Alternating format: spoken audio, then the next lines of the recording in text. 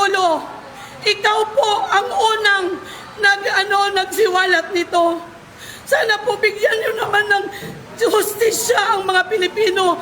Ako ay ang taxpayer. Magkano lang ba ang kita ko? Tapos nag-i-enjoy ang mga kongresista. Alam niyo po na bawal. Kung wala po kayong hiya, sana makonsensya naman kayo kasi I believe conscience is the inner voice of God. Sana naman makonsensya kayo. Maawa kayo sa mga tao. Grabe na ang walang kita. Walang kita ang mga tao ngayon. Kayo lang ang bumibili sa mga mamahalin kasi kayo lang ang merong bilyon. Paano naman ang mga tao? Mahal na Pangulo, meron po akong panawagan sa inyo. Maawa po kayo sa tao. Bigyan niyo po kami ng hustisya, please.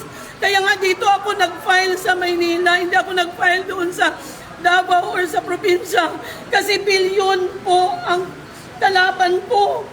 Buti na lang merong isang Janchong na andito kayo.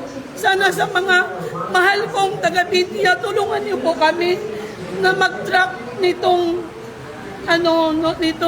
kaso. Meron naman pong ebidensya.